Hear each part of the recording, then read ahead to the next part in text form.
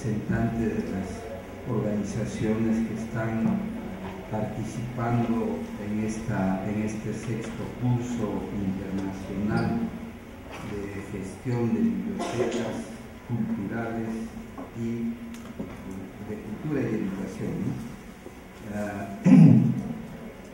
Así que a todos ustedes también. Lo que tengo que expresar en primer lugar es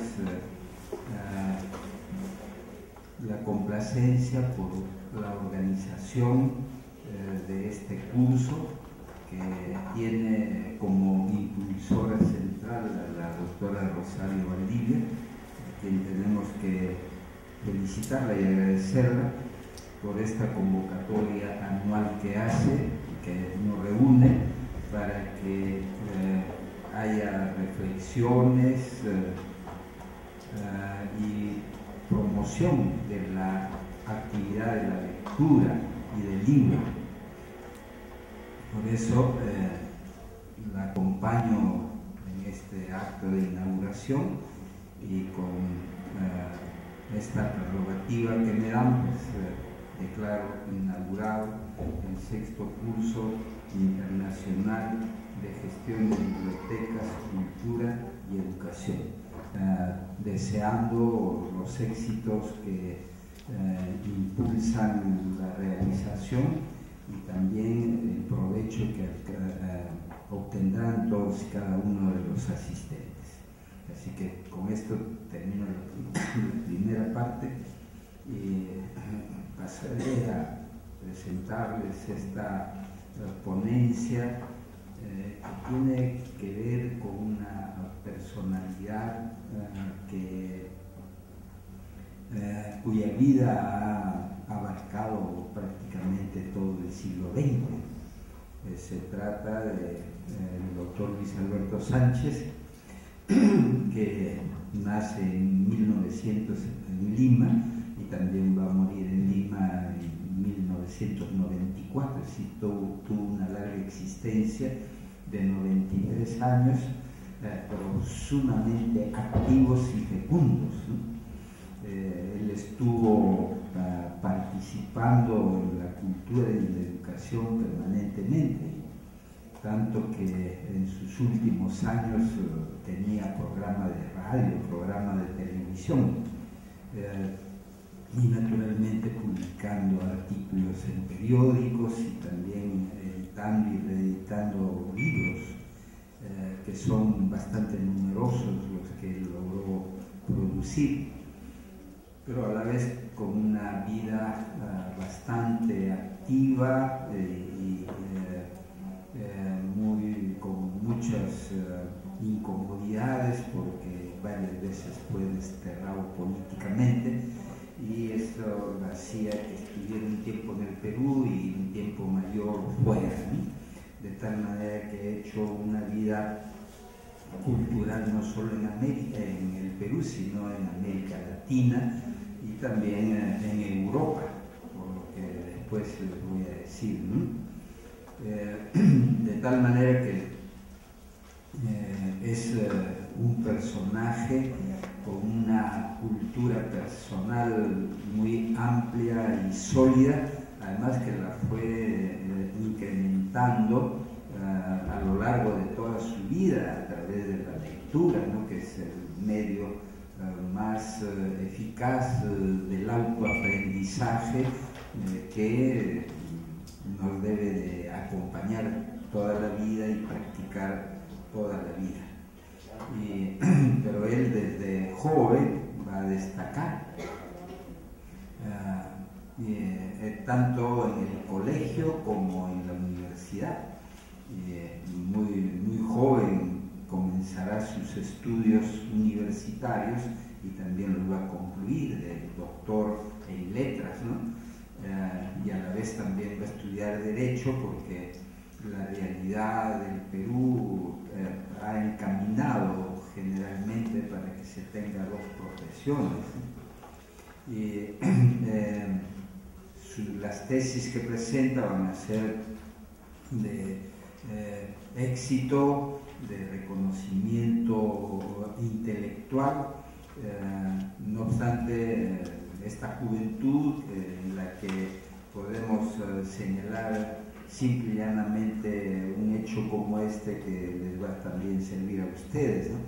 Es una persona inteligente, pero no basta que seamos inteligentes, sino que la inteligencia hay que cultivarla, y eso es lo que ha hecho él, ¿no? Cultivar su inteligencia, aprovechar su inteligencia, y la ha cultivado con la lectura y con los estudios, y a la vez con la escritura y con la expresión oral, que era sin duda toda una persona con gran dominio del idioma y de la expresión oral, ¿no? Y tenía una fluidez muy grande, pero indudablemente que un orador pedagógico, cultural como él, podía tener esas exposiciones de clases tan fluidas y amenas, es porque tenía un dominio grande del idioma en sus 4 habilidades, y a la vez estaba ejercitándose permanentemente, ¿no? La cultura personal va a descansar, va a tener como base el dominio de las 4 habilidades verbales, ¿no? Saber escuchar, saber expresarse oralmente, o sea, hablar, leer y escribir, y eso es lo que hizo Luis Alberto Sánchez a lo largo de su vida, ¿no? Pero también hay que señalar que ejerció el periodismo desde joven, y luego se vincula toda su vida, y lo mismo desde joven, con el libro y la lectura, ¿no? Son personajes que a lo largo de su vida van a pasar y van a tener unas bibliotecas, como ha pasado con él, que logró hacer 3 bibliotecas que al final fueron transferidas a universidades norteamericanas que se interesaron por esas bibliotecas, ¿no? Entonces imagínense ese caudal de libros, no solo con el valor como libro mismo, ¿no? Sino como el medio de cultura que propició ese desarrollo en esta persona. Y esta vinculación con el libro pues también lo lleva a la biblioteca, y va a ser primero secretario contador de la biblioteca y luego subdirector de la biblioteca.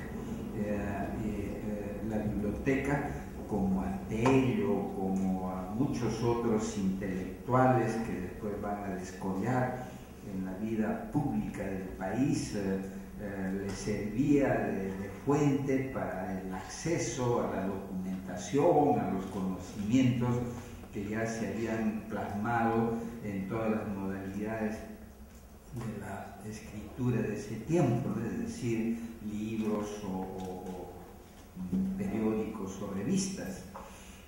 Ya mucho después va a aparecer la fijación electrónica, ¿no?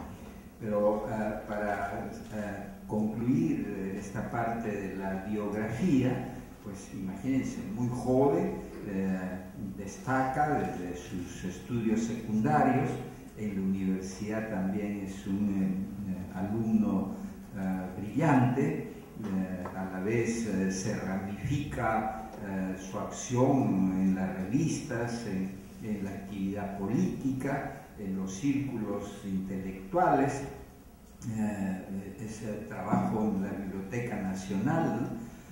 Que les estaba mencionando el caso de él, y apenas les dije como una cuestión así relampagueante la de Tello, porque Tello también era un estudiante de medicina, y conocí a uno de los hijos de Palma.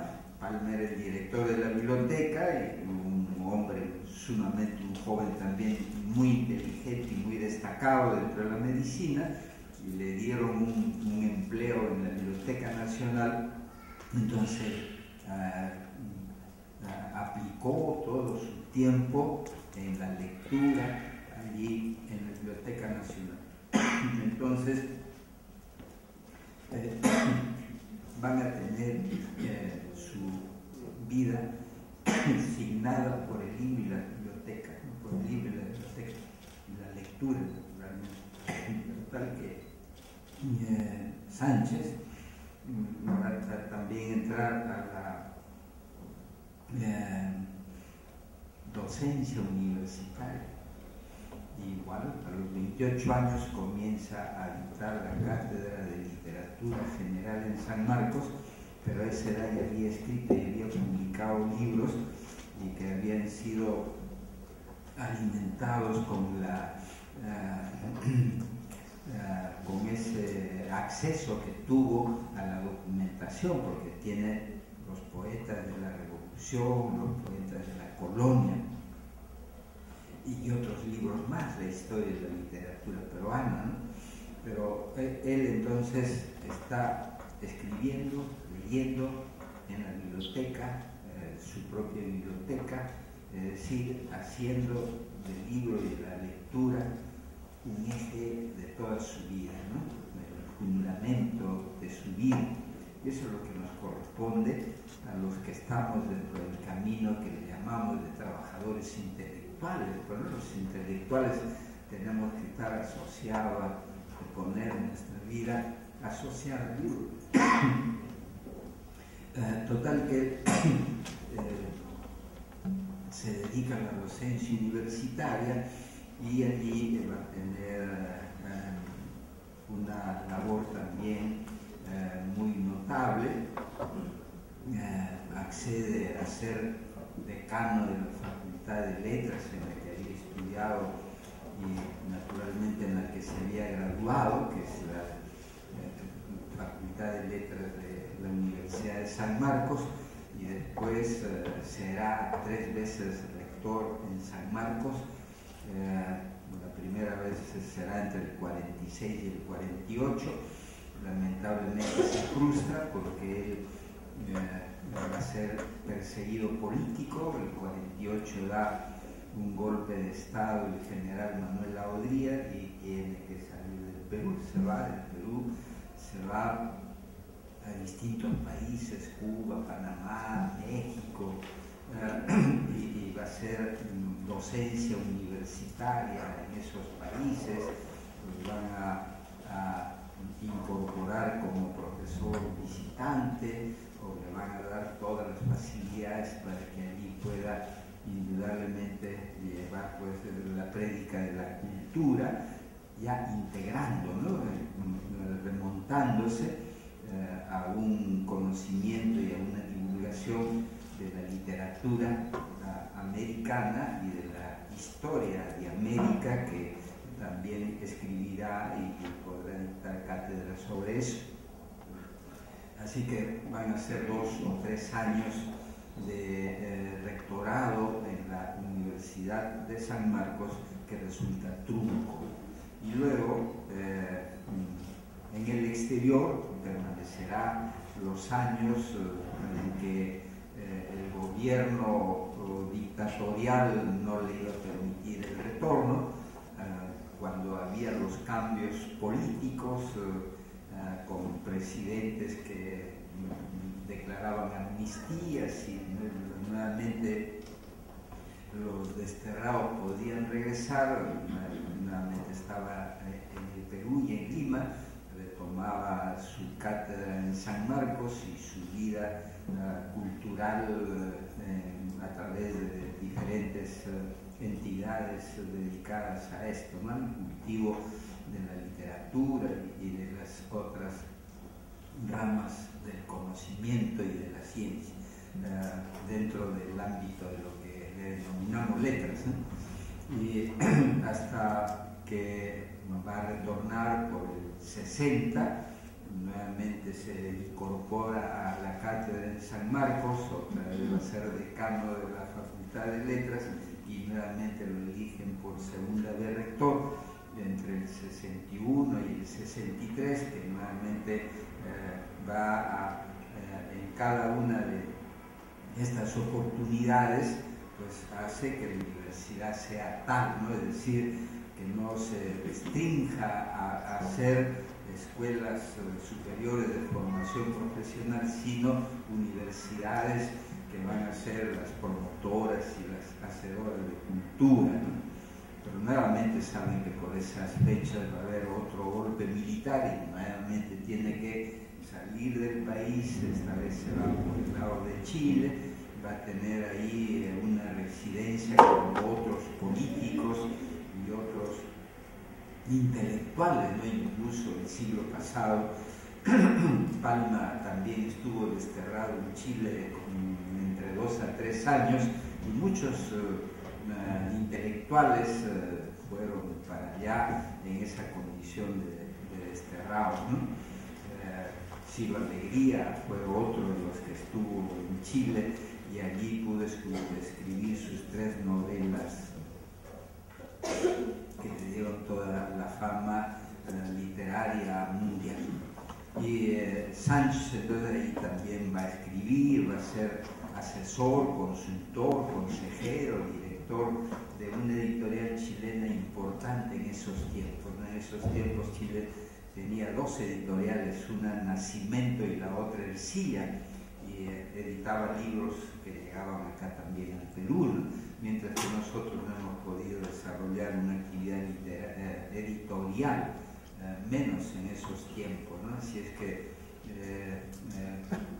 Luis Alberto Sánchez tuvo una muy destacada actividad cultural en Chile por los tiempos que él estuvo viviendo allí en calidad de desterrado. Y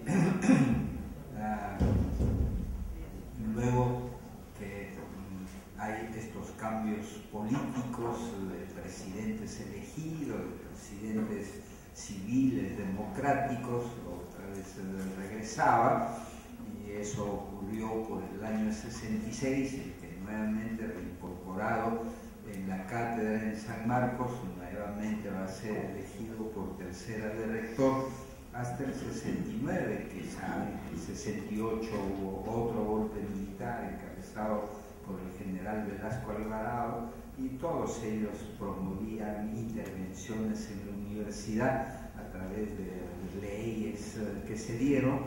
El gobierno del general Juan Velasco Alvarado dio el decreto ley 17437 que intervino en las universidades, y entonces muchas personas, muchos profesores en esos tiempos en San Marcos, que eran ya personajes con un prestigio, pero a la vez con una formación muy sólida, pues muchos de ellos se retiraron ya como una forma de protesta y de incomodidad por esa intervención que hacían políticamente los gobiernos para frustrar los proyectos de desarrollo de la universidad. Entonces, en todos estos avatares universitarios, pues también él trabajó cercanamente con Encinas, ¿no? José Antonio Encinas, que tienen que saber que es uno de los grandes reformadores de la universidad en la República en el siglo XX, y entre 1932 a 33, también un par de años con las justas, pudo modernizar la universidad y darle un tinte académico, científico y cultural muy importante.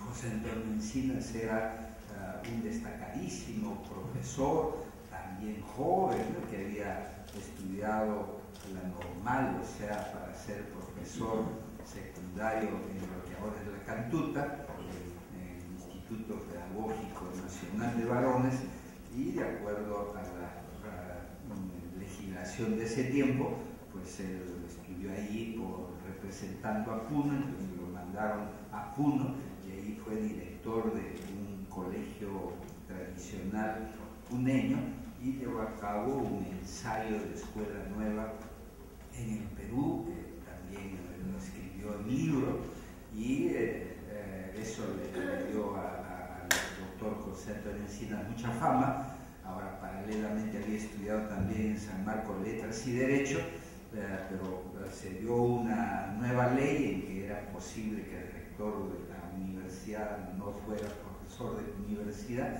así que eligen a José Antonio Encinas, rector de la universidad, y va a estar rodeado de un grupo de profesores jóvenes de San Marcos, todos ellos imbuidos del espíritu de la reforma universitaria, y va a estar ahí Jorge Basadre, Raúl Córdoba de Nechea, Luis Alberto Sánchez y otros más, ¿no?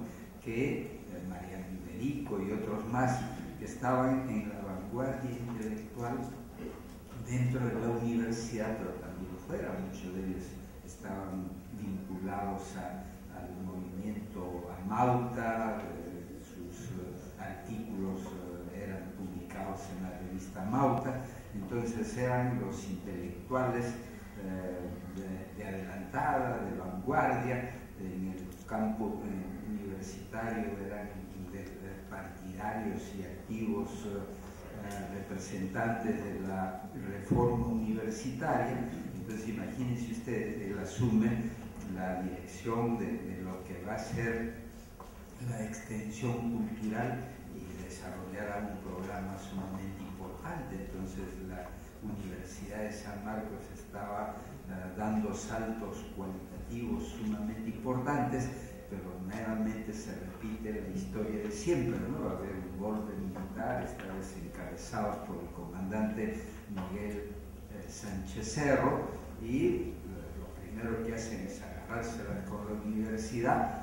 Sánchez Cerro llama al doctor Encinas y le dice: oiga, usted ponga orden en la universidad, porque había mucha efervescencia social, y los universitarios de estas primeras generaciones de la Reforma entendían que ser universitario no solamente era un privilegio para sentirse individualmente muy bien, sino que el universitario tenía también una función social, y en una sociedad como la peruana, afectada de desigualdad, de falta de oportunidades, de tener una universidad con privilegio social.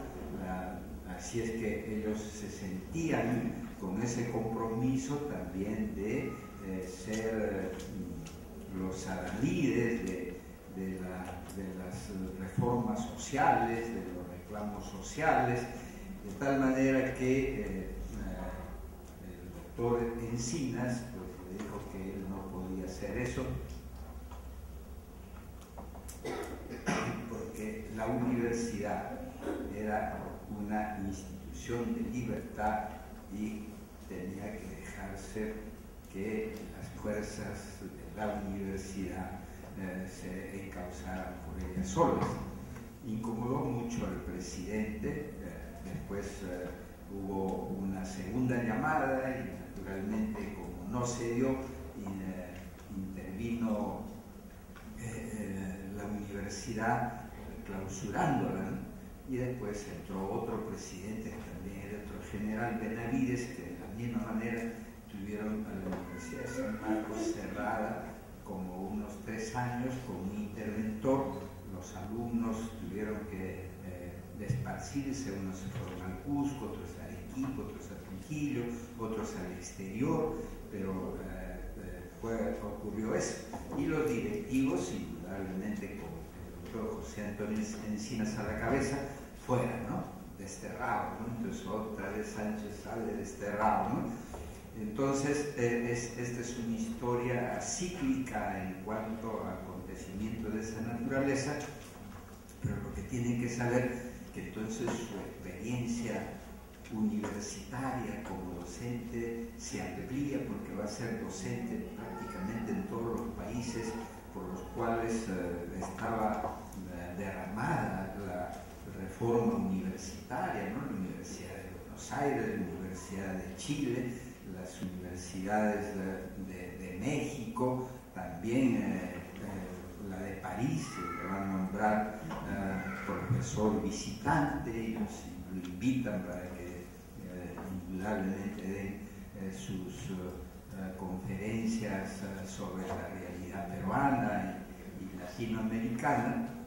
Entonces él va a estar insertado en todo un movimiento internacional de esa naturaleza, pero con una visión bastante amplia y además respondiendo a un contexto como el contexto político peruano, de no solo quedarse como una figura intelectual, sino también derivar, extenderse a la actividad política, y va a ser diputado y senador varias veces, presidente del Senado, también llegó a ser vicepresidente de la República, y en esa función parlamentaria promovió las últimas leyes, ¿no? hasta esta que ha sido derogada, la 23733, con un conocimiento bastante consistente de lo que es la vida universitaria, lo que es la universidad y lo que son los fines y las funciones de la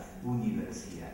Así es que varias leyes fueron promovidas por él y con estos grupos, ¿no? Con el doctor Encinas, con Tello, con otra figura universitaria e intelectual muy importante del norte de Trujillo, que va a ser el doctor Antenor Orrego, que también será elegido rector en la Universidad Nacional de Trujillo. Y son épocas de brillo para las universidades, porque se modernizan, porque se amplían, porque van a tener nuevos profesores con estas formaciones mucho más nuevas y más amplias. Entonces fue una época muy importante para la evolución universitaria, y desde su posición de legislador no solamente promovió las leyes, ¿no? sino también promovió que las universidades tuvieran mejores presupuestos. Entonces las veces que él fue rector, fue a la vez legislador, pues las universidades tenían mejores presupuestos. Puedo en parte dar fe de algunas cosas porque en su rectorado yo era estudiante en la universidad y también había entrado al liderazgo universitario, entonces he sido delegado ante los diferentes órganos del gobierno, Consejo de Facultad, Consejo Universitario, Asamblea Universitaria. Entonces también estuve como representante estudiantil constituyendo el tercio ante el Consejo Universitario cuando él era rector, y además fui alumno en los cursos que él dictaba, y así es que puedo no solamente dar informaciones acerca de lo que puedo haber leído de sus biografías y de sus libros, sino también de lo que se ha podido vivir de modo directo al interior de San Marcos cuando él ejercía la docencia y a su vez también el rectorado. Entonces había épocas importantes, la creación de nuevas profesiones, las modificaciones de los planes de estudio, el ingreso de los nuevos enfoques en las ciencias, y luego esa internacionalización de la universidad que se frustró con José Antonio Encinas, pero que él pudo llevarla a cabo por lo menos en esos tiempos que podía ejercer el rectorado. Toda esta actividad aún de sobresaltos, de estar desenvolviéndose y viviendo en diferentes espacios, en diferentes ciudades y repúblicas, pues no descartaron ni la lectura, ni los libros, ni la producción intelectual. En todo sitio era profesor, periodista y naturalmente conferencista, y solamente podía hacerlo porque seguía leyendo. No es que se había quedado en la lectura de los libros de su época de estudiante, sino que seguía leyendo. Era una persona muy informada respecto a la producción bibliográfica, ya no solamente del Perú, sino de todo el ámbito hispanoamericano, que él tenía como escenario de toda su actividad literaria y académica, ¿no? Como profesor universitario. Así es que, pero quiero agregarle un hecho más que todavía abona como un mérito que ya deja solamente de ser mérito y se convierte en una convicción. ¿Y cuál es esa? Esa es la de estando ciego, porque perdió la vista y siempre circulaba ese hecho como rumor, pero yo fui alumno de él la primera vez en 1962, en segundo año de letras, que se incluyó un curso que él dominaba muy bien, que era el de Historia de América, y él siempre iba acompañado por otro profesor que oficiaba de secretario, entonces lo llevaban así del brazo, pero él caminaba como que veía. Si uno estaba frente a él, al costado de él, no podía convencerse que estaba ciego, porque usaba unos anteojos con unos vidrios muy gruesos, pero siempre estaba él en actitud como que veía. Entonces, pero ella no veía, ya estaba ciego. Entonces, ¿cómo leía? A través de los secretarios y de las secretarias, a través de otras personas. Entonces, lo que tienen que saber es que uno lee con sus propios ojos, pero también lee con los ojos de las otras personas, ¿no? Y lo mismo le pasó a Palma, ¿no? Palma ya muy viejito, ya no podía ni escribir ni leer, y entonces, ¿qué hace Palma? Una de sus hijas, Angélica Palma, va a ser de secretaria de Palma, y le leía los periódicos, le leía los libros, las cartas que tenía en abundancia Palma por esa figura continental, internacional que había construido respecto a su producción literaria e intelectual. Y entonces la hija, Angélica, pues le leía y le tomaba todos los dictados, porque ella tampoco podía escribir, entonces echadito en su cama, pues le dictaba a su hija y su hija escribía. Entonces, Palma es otro caso de haberse construido toda su existencia sobre la base del libro, la lectura y la biblioteca, ¿no? Acuérdense que en la invasión de Lima por las tropas chilenas le incendiaron su casa y perdió su primera biblioteca, ¿no? Su primera biblioteca, ¿no? Así que imagínense, ¿no? A reconstruir de nuevo, no solo sus bibliotecas personales, sino reconstruyó la Biblioteca Nacional sobre la base de su prestigio literario. El presidente de ese entonces, Miguel Iglesias, lo llamó y le dijo: oiga, quiero que usted se haga cargo de la dirección de la biblioteca, pero sin presupuesto, sin plata. Imagínense, si vemos la historia del Perú va a ser esa, ¿no? Que la educación y la cultura se ha hecho sin plata, sin dinero, sin presupuesto. Entonces Palma, sin presupuesto y sin plata, reconstruyó la biblioteca, que fue convertida por las tropas chilenas en un cuartel de caballería, y los libros saqueados, es decir, los libros fueron enviados a las bodegas para que con sus páginas hicieran paquetes, ¿no? Hacían los paquetes. Entonces entraba la gente a comprar a la bodega y el bodeguero arrancaba las hojas de los libros y ahí hacían los paquetes. Entonces, la primera acción de Palma fue recoger todos esos libros, recuperar todos los libros que habían sido mandados a las bodegas para empaquetar las ventas.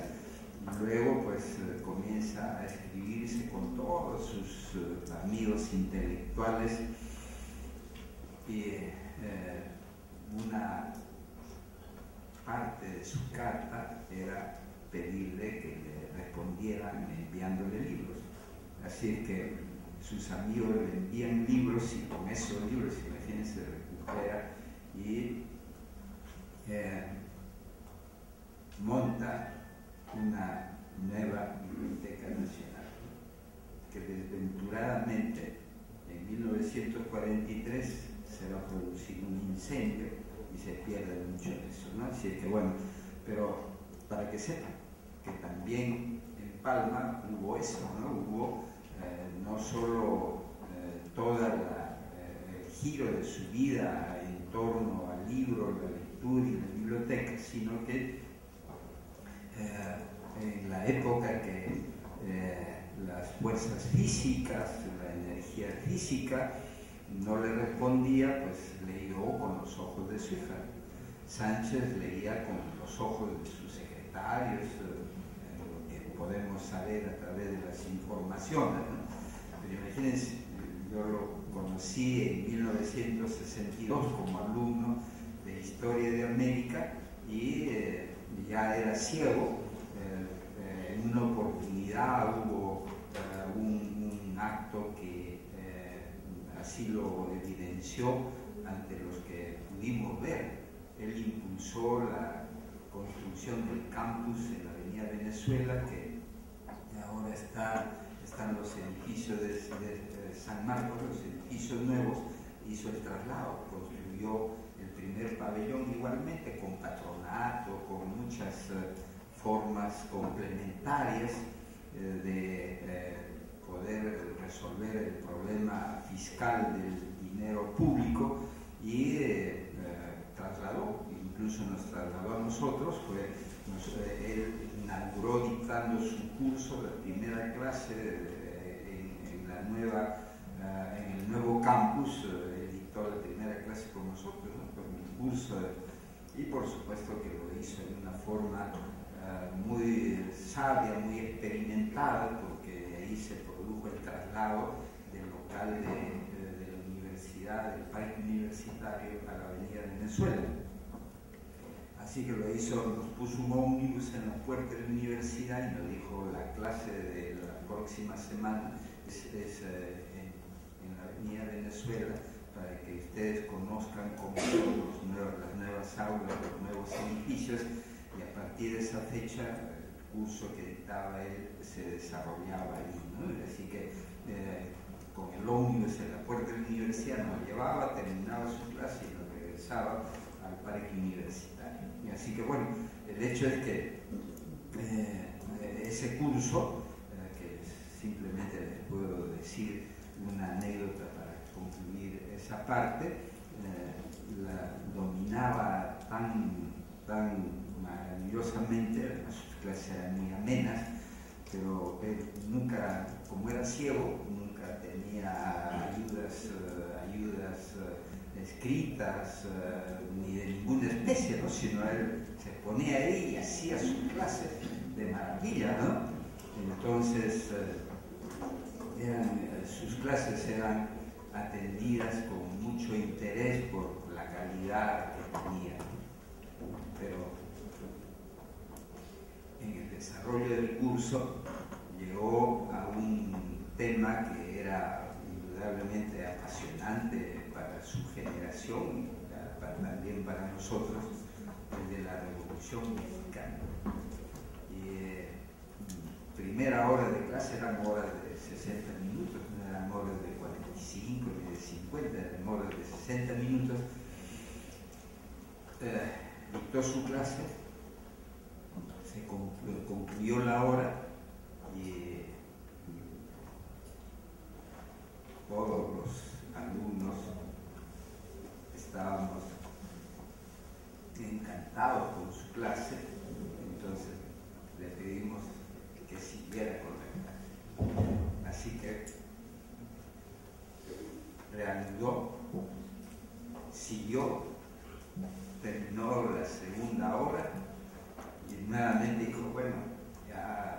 son 2 horas, me he excedido 1 hora y que yo puedo continuar, pero ustedes estarán con su horario para otros cursos, y entonces otra vez todos hablan, siga, ¿no? Y se lanzó una tercera hora tan vital, tan amena, tan llena de información, que otra vez todos estábamos ahí, nadie salía del salón. Entonces, cuando concluyó la tercera hora, otra vez los alumnos pidieron que siguiera por una 4ª hora. Y él le dijo, sí, nos dijo a todos, y lo que dijo era verdad, ¿no? Yo podría seguir, pero me he comprometido con un grupo de alumnos a desarrollarles un ciclo exclusivamente sobre Manuel González Prada. Y era cierto, un grupo de nosotros le habíamos pedido eso, ¿no? Entonces, yo por concluida la clase, que se había triplicado en tiempo y en contenidos, manteniendo todo el interés de los alumnos, y pasamos a una aula más chica donde ya estuvimos sobre el grupo que habíamos pedido ese ciclo de charlas sobre Manuel González Prada. Ahora, su producción bibliográfica es sumamente amplia, tiene por su producción, su obra troncal, su obra fundamental, es la literatura peruana, que es una historia de la literatura que él enfoca desde los orígenes hasta la República, hasta las décadas que él estuvo en vida y que pudo poder entregar las nuevas versiones, y se han publicado tanto en el Perú como en otros sitios de Hispanoamérica, y fue la primera producción orgánica e integral de las diferentes etapas de la vida del Perú. Por eso es que pasa a ser una obra de consulta obligatoria, era fuente de toda clase de referencias sobre la literatura peruana, y avanzó hasta para deslindar conceptos que diferencian respecto a la literatura peruana y a la literatura del Perú. Ya después de él aparece el doctor Augusto Tamayo Vargas, que también va a asumir esa cátedra de literatura peruana y americana, y también va a producir un texto importante. Entonces, Sánchez va a tener toda esta actividad prolífica, abundante en realizaciones, en hechos, en sabiduría, en conocimiento, y siempre sobre la base de la lectura del libro y de las bibliotecas, ¿no? Y así como les diré, personas de su generación y otras, imagínense, tenía otro profesor que al fallecer lega una biblioteca de 45.000 volúmenes, ¿no? Y cada clase que se le escuchaba a este profesor era para estar con la boca abierta, y después, apenas terminaba la clase, ir a la biblioteca, ¿no? Es un contraste entre lo que él sabía y lo que uno tenía y poseía, siempre qué chiquito, ¿no?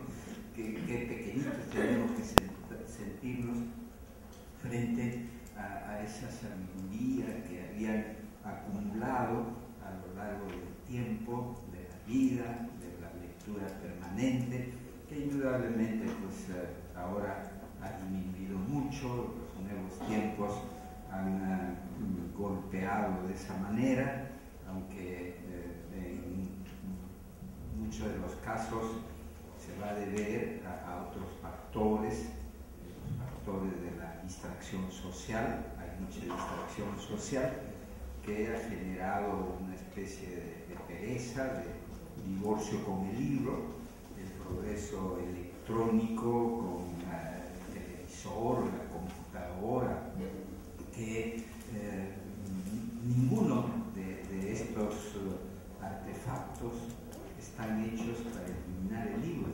sino para que usemos con un criterio de administración temporal, del buen uso de nuestro tiempo diario, pero nosotros somos un poco desbordados y lo que nos gusta lo tenemos mañana, tarde y noche, y lo que no nos gusta lo tenemos ahí abandonado, ¿no? Y ninguno de ellos debe desplazar al libro, porque ahora tenemos muchas opciones. He visto que hay temas sobre eso, del libro electrónico, pero todo eso no está para que rechacemos la lectura o reduzcamos la lectura a un uso completamente utilitario, que en la época de estudiante solamente se lee la víspera de los exámenes y después nos divorciamos de la lectura, pero eso es una mala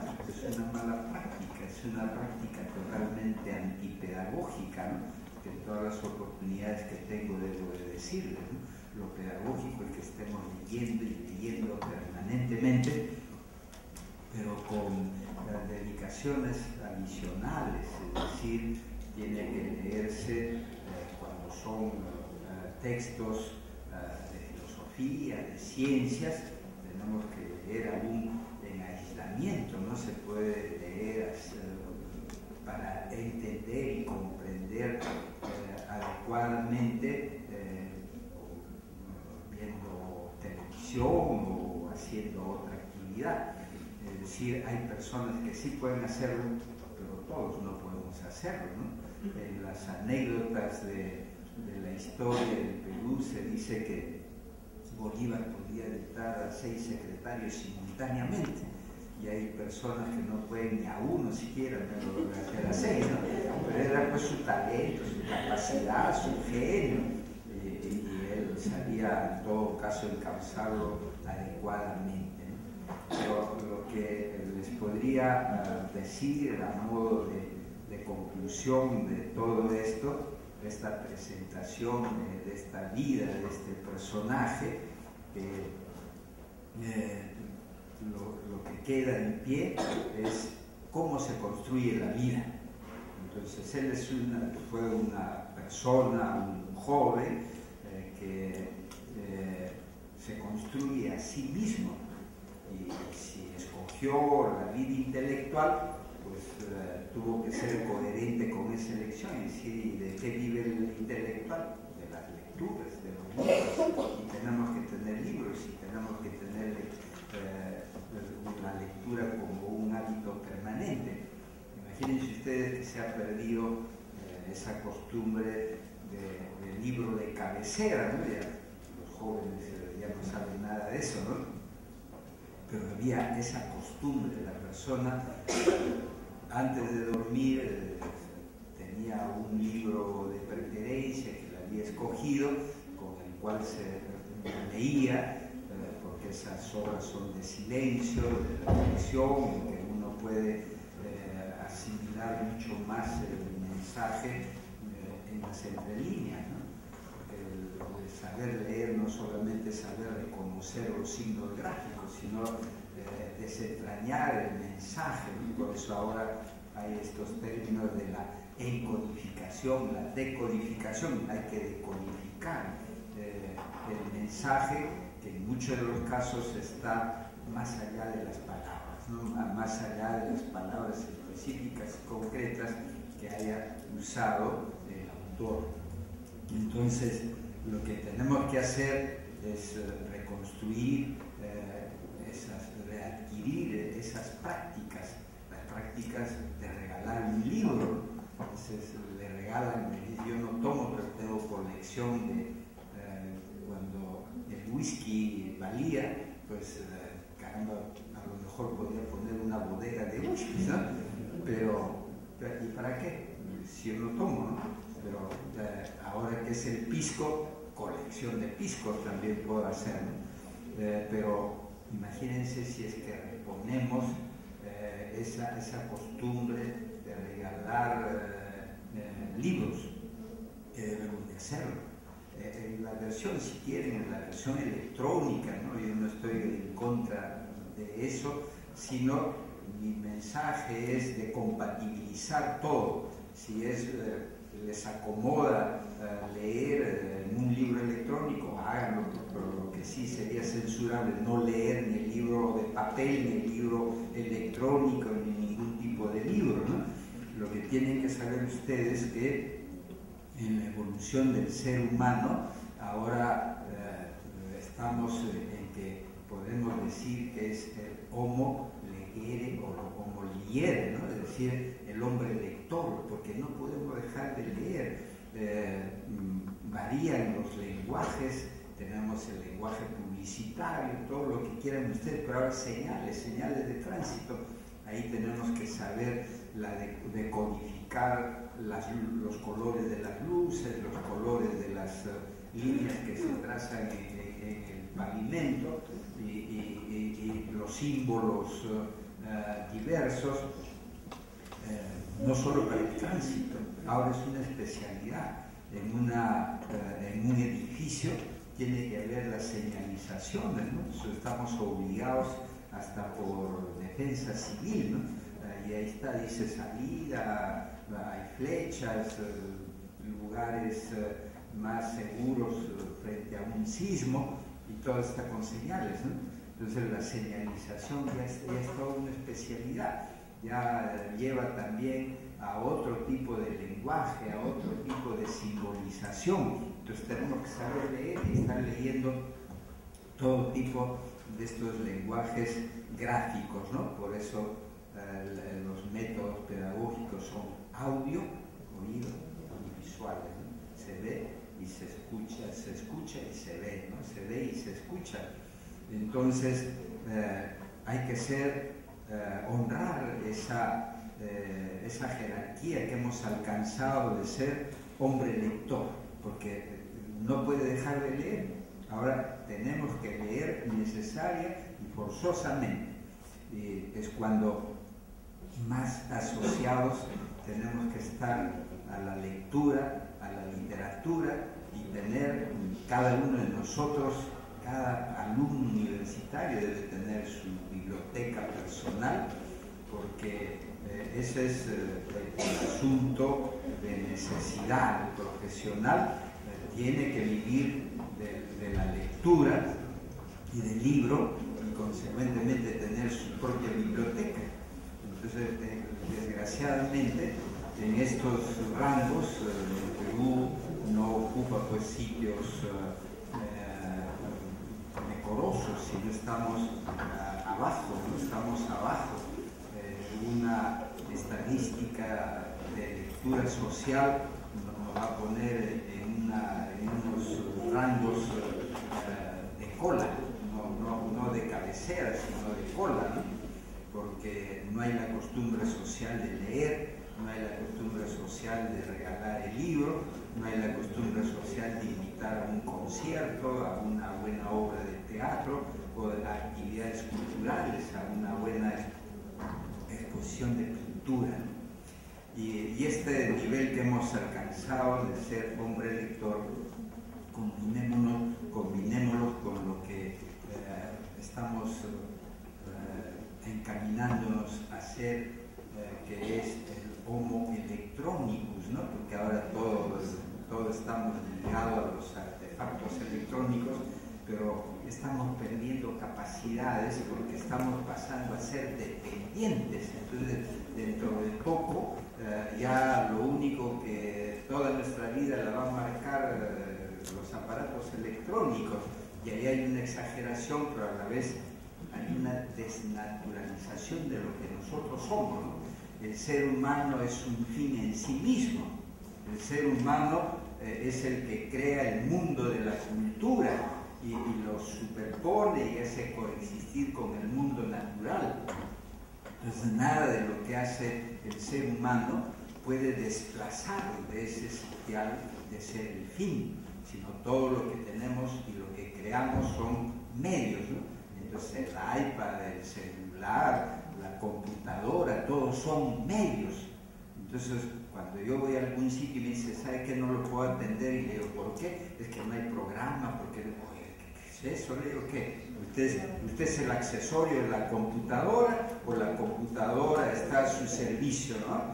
Entonces, ese es el colmo de los colmos, pero imagínense, como en una reunión internacional le decía, me daba lástima escuchar una infinidad de ponencias una tras otras en que la mayoría de universitarios se jactaban de estar rindiendo un culto fetichista, ¿no? Ya era un fetichismo a la tecnología con el sacrificio de la cultura, ¿no? Con el sacrificio de la humanización. Entonces le decía, me siento en esta oportunidad descorazonado porque estoy convenciéndome que el mundo se está contentando con no tener universidad, se está aviniéndose a perder la universidad, ¿no? Entonces cuando la universidad es el foco de la vida, pero la vida no solamente se liga a mis aparatos electrónicos que tengo, sino mi vida va mucho más allá de eso, y lo que nunca debo de hacer es esa distorsión y esta confusión de medios y fines, que es lo que trae muchas tragedias en la vida personal y en la vida social. Entonces nosotros tenemos que en todos momentos tener conciencia y decir qué somos, ¿no? Entonces si yo soy el ser humano, consecuentemente con esa naturaleza biopsicosocial y histórica, pues entonces quiere decir que yo soy el que prevalezco sobre todo lo demás. Ese es el sitial que ha alcanzado la humanidad, y consecuentemente pues a eso tenemos que llegar y honrar, ¿no? Honrar permanentemente con todas nuestras fuerzas, nuestras energías, nuestra capacidad de entender la vida, de entender el mundo y de orientar indudablemente nuestra vida. Y para eso pues también sirve de mucho el que conozcamos la vida de otras personas que han en mejores momentos, en edades tempranas, han podido descubrir, discernir y escoger el rumbo de su vida basada en lo que debe de ser un instrumento de crecimiento, de desarrollo, de enriquecimiento de todos y cada uno de nosotros a través de lo que es la lectura, que a su vez en el campo de la pedagogía pues es el mejor medio del autoaprendizaje, no hay mejor cosa que leer. Les podría decir que la vida de muchísimas personas que están ligadas al desarrollo de la humanidad se relacionan con la lectura, y simplemente después de Sánchez, que ha sido el objeto de esta comunicación ahora, y podría nombrar a muchísimos intelectuales peruanos que han seguido ese camino y que ahora también quedan algunos como muestra, pues le diré un caso, ¿no? El caso de, por ejemplo, el primer descubridor de la luz y el creador de la bombilla, de la eléctrica, ¿no? Edison. Era un niño con una curiosidad bárbara, pero imagínense las contraposiciones, ¿no? Fue expulsado del colegio, pero él todo escrito que caía en sus manos leía, y hasta si había un pedazo de periódico en el suelo lo recogía y leía. Era un voraz lector, leía todo. Y entonces imagínense al final de su vida como 300 patentes de descubrimientos que había logrado a lo largo de su vida, pero no solamente la lectura por la lectura, la valoración del tiempo, la valoración de su capacidad y de su inteligencia, ¿no? El no desperdiciarse. Lamentablemente en el Perú nos desperdiciamos mucho, y creo que debemos de recibir un premio Nobel por el desperdicio que representamos todos los peruanos, ¿no? Desperdiciamos el tiempo, nuestra capacidad, nuestra energía. Pocos se ponen a pensar y dicen, bueno, ¿y cuál es mi capacidad? Entonces la aprovecho, ¿no? Y debo de aprovecharlo construyendo bien, sino lo mejor de la vida, ¿no? Tenemos una suerte de tener una naturaleza tan pródiga que repercute negativamente en que nos entregamos pues a la vida sin mayores problemas, pero imagínense ustedes, y así por el estilo podríamos señalar infinidad de personajes que todos lo han hecho sobre la base de la lectura, ¿no? La lectura, el libro, permanentemente, ese es el mejor medio de poder desarrollarse y alcanzar lo que todos nosotros debemos de buscar alcanzar, la calidad de persona, ¿no? La calidad de persona le va a llevar a calidad de vida. En muchos sitios, ¿para qué vale la educación? ¿Para qué vale? Oye, ¿cómo es posible que me pregunte usted eso? ¿No? Pero si usted quiere que le dé solamente una respuesta, le mire, la educación le va a dar calidad de vida, pero calidad de persona. Pero aparte de eso, sepa usted que la educación es un circuito de circulación vertical. Entonces, con la educación puedo estar en el último estrato social, pero si me educo bien, voy a terminar en la cumbre, en lo más alto. Y eso ha ocurrido a lo largo de toda la historia de la humanidad. Y acuérdense ustedes que cuando apareció la imprenta y se multiplicaron los libros gracias a Gutenberg, pues al que sabía leer y escribir tenía la posibilidad de dos efectos, ¿no? Un efecto positivo, caramba, que era una persona que alcanzaba una ascendencia social sumamente alta, ¿no? Sabe leer y sabe escribir. Y la negativa era que era objeto de envidia, lo acusaban de hechicero y hasta lo perseguían.